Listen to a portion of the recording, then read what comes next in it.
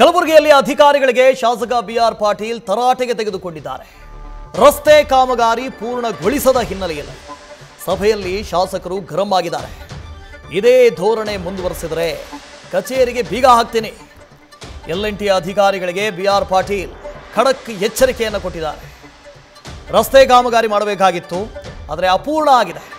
ಯಾಕೆ ಮಾಡಿಲ್ಲ ರಸ್ತೆ ಕಾಮಗಾರಿ, ಪೂರ್ಣ ಆಗಿಲ್ವಲ್ಲ ಅಂತ ಗರಂ ಆಗಿದ್ರು ಶಾಸಕರು. ಇದೇ ಥರ ಮಾಡ್ತಾ ಇರಿ, ನಿಮ್ಮ ಕಚೇರಿಗೆ ಬೀಗ ಹಾಕ್ತೀನಿ ಅಂತ ಗರಂ ಆಗಿ ಹೇಳಿದ್ದಾರೆ. ಕಳೆದ ಕೆಲ ದಿನಗಳಿಂದ ಶಾಸಕರು ಬಹಳ ಸುದ್ದಿಯಲ್ಲಿದ್ದಾರೆ. ನಮ್ಮ ಅಸೋಸಿಯೇಷನ್ ಕಡೆದಲ್ಲಿ ಲೀಗಲ್ ನೋಟಿಸ್ ಕೊಟ್ಟು ಹೈಕೋರ್ಟ್ಗೆ ಒಂದು ಪಬ್ಲಿಕ್ ಇಂಟ್ರೆಸ್ಟ್ ಲಿಟಿಗೇಷನ್ ಆಗಿದೆ. ಪಬ್ಲಿಕ್ ಇಂಟ್ರೆಸ್ಟ್ ಲಿಟಿಗೇಷನ್ ಹೈಕೋರ್ಟಲ್ಲಿ ಆಗುತ್ತೆ. UGD ಅವರಿಗೂ ಕೂಡ ನಾವು ಅಡ್ವೊಕೇಟ್ ನೋಟಿಸ್ ಕೊಟ್ಟಿದ್ದೆವು.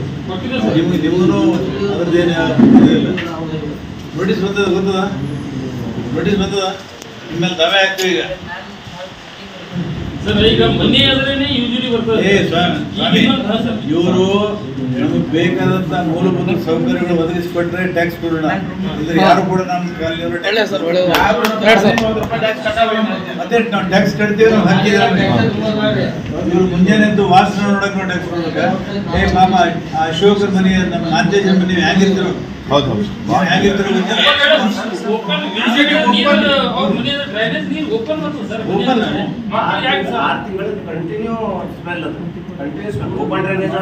ಸರ್. 6 ತಿಂಗಳಲ್ಲ, ಸುಮಾರು 3-4 ವರ್ಷ ಆಯ್ತು.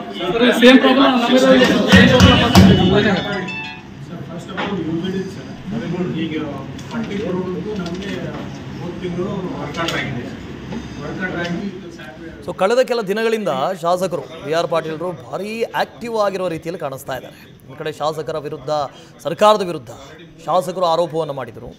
ಜೊತೆಗೆ ಸಚಿವರ ವಿರುದ್ಧವೇ ನೇರ ಆರೋಪ ಮಾಡಿದರು. ಅದಾದ ನಂತರ ಈಗ ಸಭೆಯಲ್ಲೂ ಕೂಡ ಅಧಿಕಾರಿಗಳನ್ನು ತರಾಟೆಗೆ ತೆಗೆದುಕೊಂಡಿದ್ದಾರೆ. ಜೊತೆಗೆ ಎಲ್&ಟಿಯ ಅಧಿಕಾರಿಗಳನ್ನು ತರಾಟೆಗೆ ತೆಗೆದುಕೊಂಡಿದ್ದಾರೆ. ಅಕ್ಕಮಹಾದೇವಿ ಕಾಲೋನಿಯಲ್ಲಿ ಒಂದು ರಸ್ತೆ ಕಾಮಗಾರಿ ಆಗಬೇಕಾಗಿತ್ತು, ಅದು ಅರ್ಧಂಬರ್ಧ ಕೆಲಸ ಆಗಿದೆ. ಇನ್ನು ಕಾಮಗಾರಿಯನ್ನು ಯಾಕೆ ಪೂರ್ಣಗೊಳಿಸಿಲ್ಲ ಅಂತ ಶಾಸಕರು ಗರಂ ಆಗಿದ್ರು. ಇದೇ ಧೋರಣೆ ಮುಂದುವರೆಸಿದ್ರೆ ನಿಮ್ಮ ಕಚೇರಿಗೆ ಬೀಗ ಹಾಕ್ತೀನಿ ಅಂತಲೂ ಖಡಕ್ ಆಗಿ ಹೇಳಿದ್ದಾರೆ. ಬಜರಂಗಿ ಇದ್ರ ಬಗ್ಗೆ ಡೀಟೇಲ್ಸ್ ಅನ್ನು ಕೊಡ್ತಾ ಹೋಗ್ತಾರೆ. ಬಜರಂಗಿ, ಕೆಲ ದಿನಗಳಿಂದ ಬಿಆರ್ ಪಾಟೀಲರು ಭಾರಿ ಆಕ್ಟಿವ್ ಆದ ರೀತಿಯಲ್ಲಿ ಕಾಣಿಸ್ತಾ ಇದ್ದಾರೆ, ಅಗ್ರೆಸಿವ್ ಆದ ರೀತಿಯಲ್ಲಿ ಕಾಣಿಸ್ತಾ ಇದ್ದಾರೆ ಅಂತ.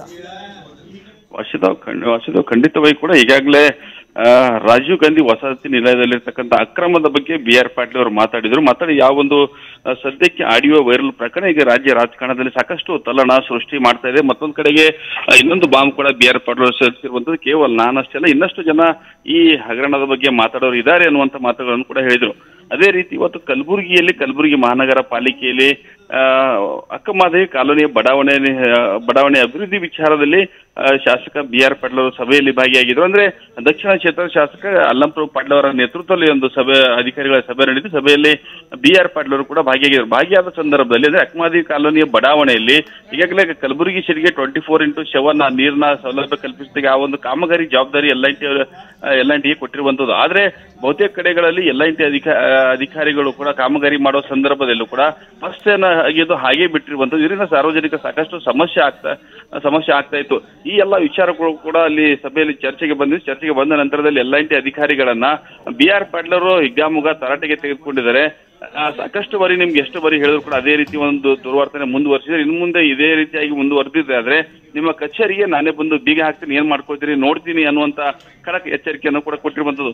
ಮತ್ತೊಂದು ಕಡೆಗೆ ಮಹಾನಗರ ಪಾಲಿಕೆ ಅಧಿಕಾರಿಗಳು ಕೂಡ ಸರಿಯಾಗಿ ಸಾರ್ವಜನಿಕ ಉದ್ಯಾನವನಗಳಿದೆ ಅದು ಸರಿಯಾಗಿ ನಿರ್ವಹಣೆ ಮಾಡದ ಹಿನ್ನೆಲೆಯಲ್ಲಿ ಮಹಾನಗರ ಪಾಲಿಕೆ ಅಧಿಕಾರಿಗಳ ವಿರುದ್ಧ ಕೂಡ ಬಿಆರ್ ಪಾಟೀಲ್ ಅವರು ಗರಂ ಆಗಿದ್ರು. ಇದೇ ರೀತಿ ಪಾಲಿಕೆ ಸರಿಯಾದ ರೀತಿ ಮೂಲಭೂತ ಸೌಲಭ್ಯಗಳು ಕಲ್ಪಿಸದೆ ಹೋದ್ರೆ ಇನ್ನು ಮುಂದೆ ಈ ಬಡಾವಣೆ ಜನ ಟ್ಯಾಕ್ಸ್ ಕಟ್ಟಬಾರ್ದಾಗುತ್ತೆ ಅನ್ನುವಂತ ಮಾತುಗಳನ್ನು ಕೂಡ ಹೇಳಿರುವಂತದ್ದು. ಒಟ್ಟಿನಲ್ಲಿ ಬಿಆರ್ ಪಾಟೀಲ್ ಒಂದ್ ಕಡೆಗೆ ರಾಜೀವ್ ಗಾಂಧಿ ವಸತಿ ನಿಲಯದಲ್ಲಿರ್ತಕ್ಕಂಥ ಹಗರಣದ ಬಗ್ಗೆ ಮಾತಾಡಿರ್ತಕ್ಕಂಥ ವಿಚಾರ ಒಂದ್ ಕಡೆ ಆದ್ರೆ, ಮತ್ತೊಂದ್ ಕಡೆ ಇವತ್ತು ಮಹಾನಗರ ಪಾಲಿಕೆಯಲ್ಲಿ ನಡೆದಿರ್ತಕ್ಕಂಥ ಸಭೆಯಲ್ಲೂ ಕೂಡ ಎಲ್&ಟಿ ಅಧಿಕಾರಿಗಳನ್ನು ತೀವ್ರ ತರಾಟೆಗೆ ತೆಗೆದುಕೊಂಡಿರುವಂತದ್ದು. Vasudev. Okay, thank you Bajrangi. Kalaburagi ಬಿಡತಕ್ಕಂಥ ಜನಸಂದಣಿ ಎಷ್ಟು ಸ್ಪೀಡ್ ಇದೆ. ಮುಂದಿನ ದಿನಗಳಲ್ಲಿ 50 ವರ್ಷ ನೀರು ಯಾವ ತರ ಸರಬರಾಜು ಮಾಡಬೇಕು ಅನ್ನೋದು ಏನಾದ್ರು ಪ್ಲಾನ್ ಮಾಡಿದ್ರೆ ಈಗ ಎಲ್&ಟಿ ತರ್ತಿದೆ ಸಾಕಾಗಲಿಲ್ಲ, ಆಮೇಲೆ ಬೆಣ್ಣೆ ತರೋದು ಸಾಕಾಗಲಿಲ್ಲ.